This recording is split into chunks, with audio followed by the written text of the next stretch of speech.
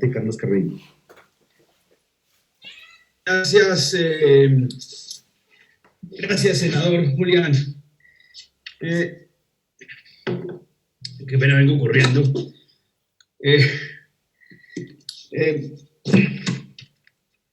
Oiga, estuve escuchando muy atentamente esta interesante audiencia pública que usted citó, senador, sobre el problema de orden público, violencia y los conflictos sociales que se presentan hoy en el departamento del Meta.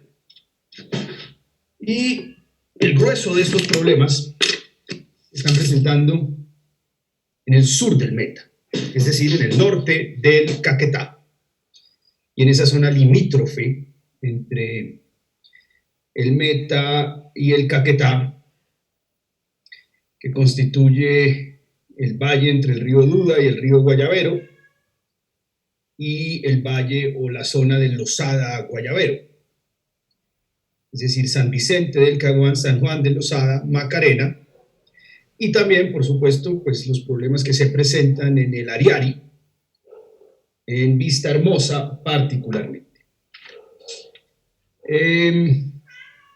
Lo que a mí más me sorprende de toda esta información con las que nos hemos podido nutrir en el día de hoy, es que el país pues no aprende de sus errores y no aprende de su historia, no aprende de su historia. Hay un término que se ha puesto de moda, es el término fracasomanía, y se utiliza con alguna frecuencia, pero el término fracasomanía, un término que acuñó en los años 60 un intelectual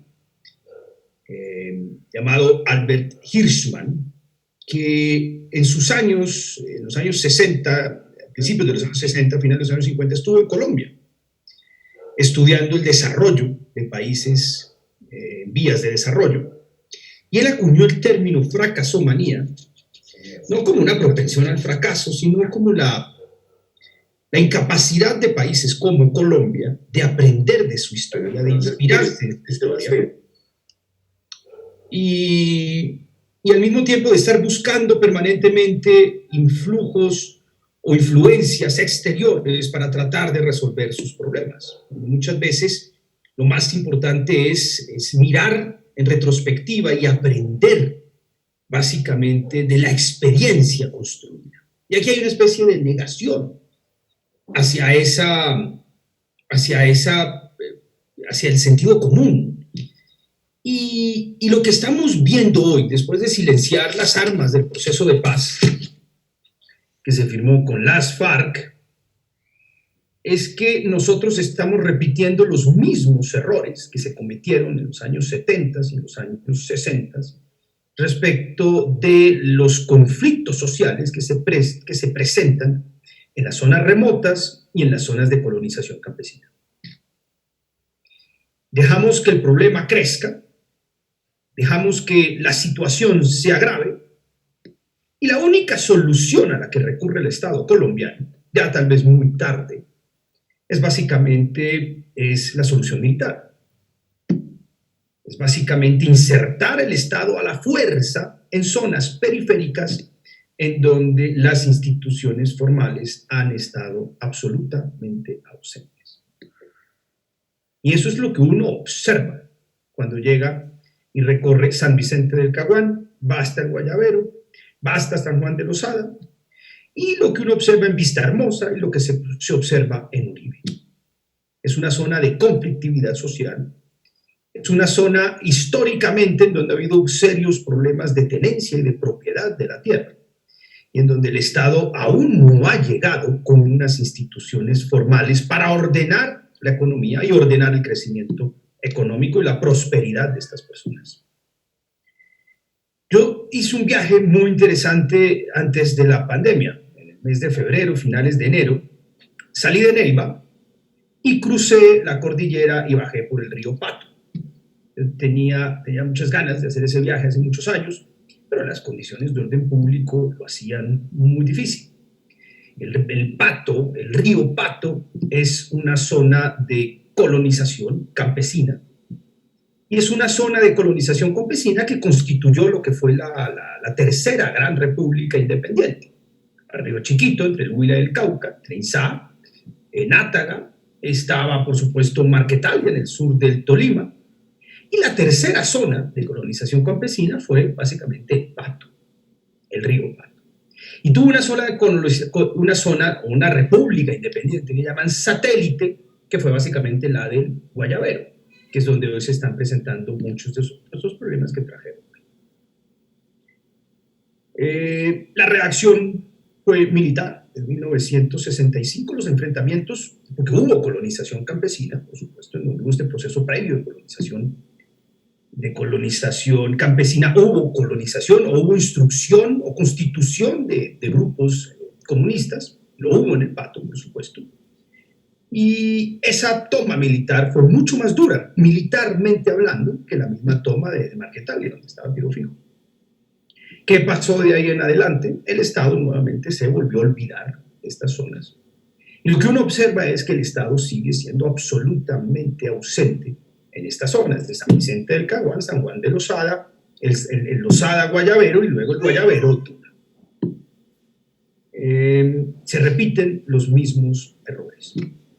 Hasta el día de hoy, hasta hoy, no se ve una presencia muy grande de cultivos de coca de San Vicente del Caguán hacia la Macarena y de San Vicente del Caguán hacia Uribe, que es donde empieza el Parque Natural Pinigua. Arriba, más arriba, ya queda Picachos. La coca realmente se está viendo en el Caquetá de Cartagena de Chairá hacia abajo y en toda la zona limítrofe entre el Caquetá y el Putumayo, que es el río Caquetá, donde queda el municipio de Solano, hay una gran presencia.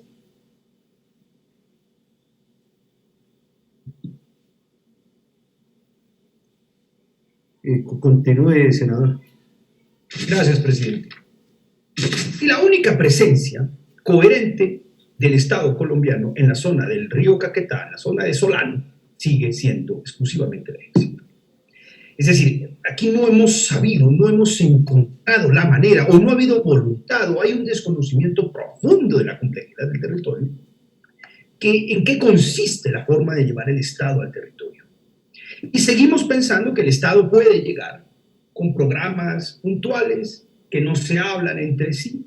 Creemos que el Estado puede aproximarse al territorio como una especie de ONG que lleva programitas puntuales que van y vienen, cuyo responsable es un contratista de prestación de servicios que posiblemente dure un año y medio con el contrato, que sea reemplazado porque así se reemplaza, porque políticamente se reemplazan con mucha frecuencia los contratistas de prestación de servicios, pero no hay una presencia encarnada y coherente que le dé sentido y lógica a la presencia del Estado en el territorio, en estas zonas de territorio. El catastro multipropósito es la herramienta en este momento más importante con la que cuenta el Estado para que, ojalá cuando haya voluntad política, se ordene el problema agrario en Colombia. No ha llegado a San Vicente del Caguán. El catastro multipropósito no se está llevando a cabo en San Juan de Losada y por supuesto tampoco en Uribe ni por estas partes. Y para que ustedes se hagan una idea de lo que es San Vicente del Caguán y lo que puede llegar a ser al mismo tiempo junto con San Juan de Losada, que es el sur del Meta, estamos hablando de fácilmente 20.000 kilómetros cuadrados. 20.000 kilómetros cuadrados es el tamaño de Israel. Es Israel, es lo que representan estos dos municipios. Con un potencial absolutamente gigantesco de sabanas naturales, que es básicamente el Yarí, y de unas zonas y de unas cuencas y de unas vegas de una prosperidad absolutamente asombrosa. Es decir, la tierra que uno observa, la calidad de la tierra, el régimen de lluvias que existe en el valle del Losada Guayabero y del Guayabero al Dúa, que es más boscoso, son absolutamente maravillosos. Aquí podría haber un laboratorio de desarrollo que implique la propiedad de pequeñas explotaciones agrarias en manos de campesinos, con explotaciones más tecnificadas y más grandes también. Podría convertirse en uno de los grandes eslabones de producción alimentaria del país y del mundo. Una de las pocas zonas en donde hay posibilidad de extender frontera agrícola. Muy cerca hay frontera ya verde, pero que podría generar un lugar de riqueza y crecimiento para la población impresionante. Pero ¿con qué se encuentran hoy las poblaciones de estas regiones? Pues con un estado de cosas de la tierra completamente desordenado.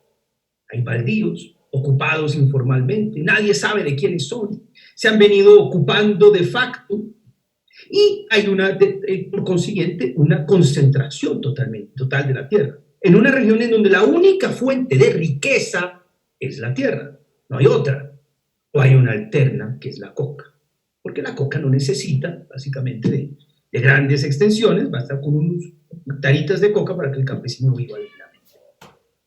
Eso es básicamente lo que uno encuentra en esta zona.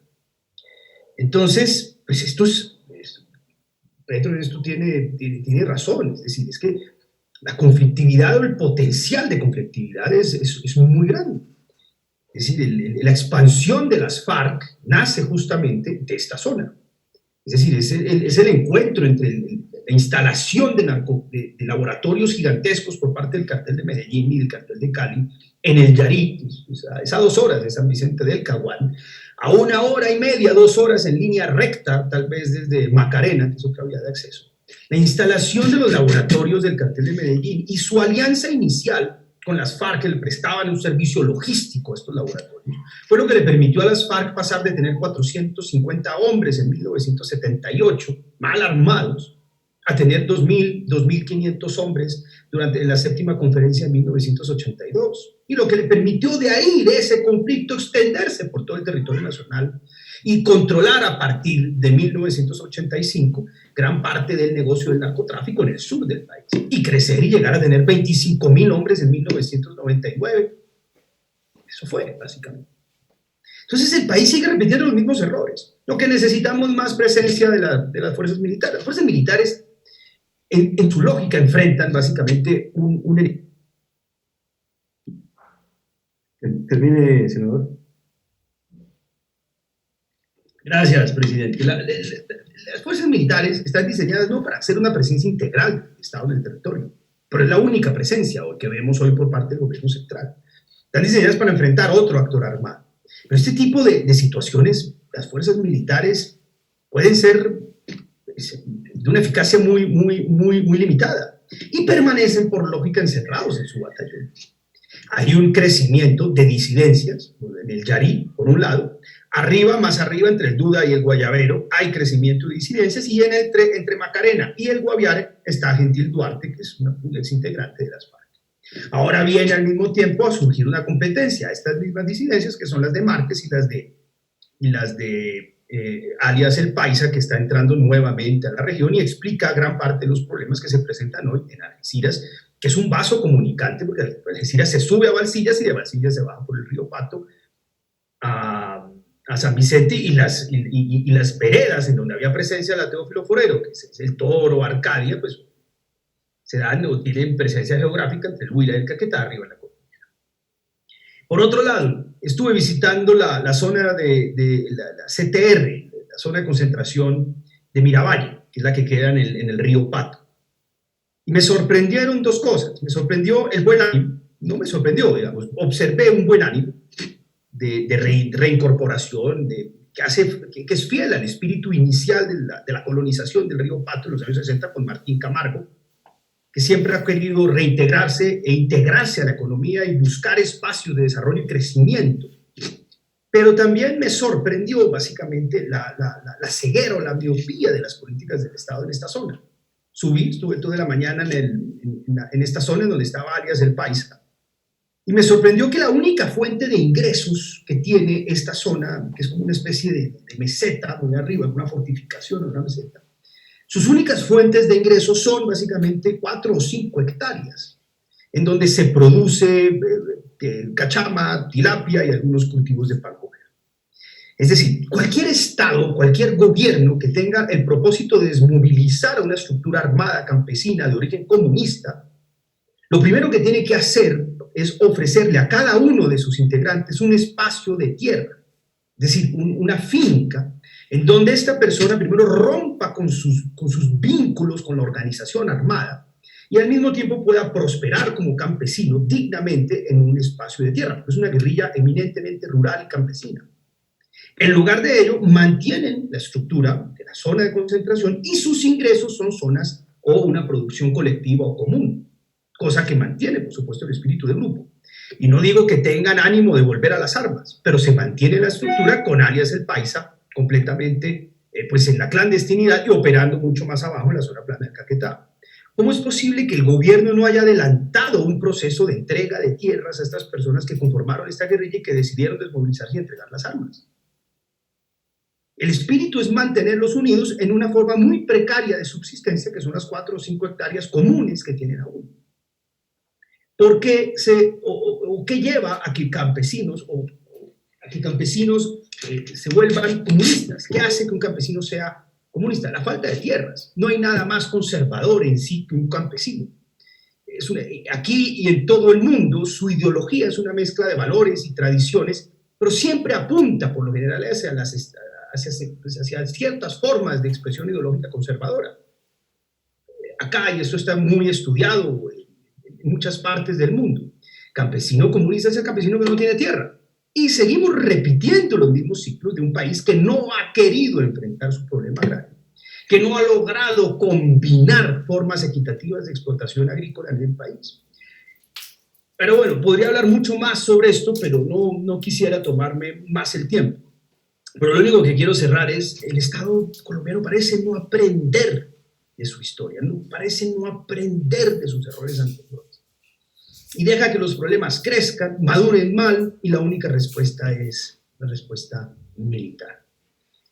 Lo que uno observa acá es simplemente un desperdicio inmenso y gigantesco de oportunidades para todos los que viven en esta zona, en esta región del país, que reclutan niños de 15 años. Los niños están hoy trabajando en San Juan de Lozada, en toda esta zona, como trabajaban los campesinos del siglo XVII, que empezaban a trabajar a los 14 años y a los 15 años, en condiciones técnicas de explotación agropecuaria del siglo XVIII, del siglo XVII, porque no ha llegado progreso distinto. Entonces, pues bueno, podría demorarme mucho más, pero no quiero abusar del tiempo. Lo que vemos acá es que se repiten, ya quiero cerrar con eso, muchos de los problemas del pasado. Y ojalá pudiéramos enfrentar de verdad los problemas de esta región tan próspera, tan maravillosa, tan hermosa y tan llena de oportunidades, con inteligencia y sobre todo con una presencia eficaz del Estado. Gracias, señor presidente. Señor senador, tiene la palabra el representante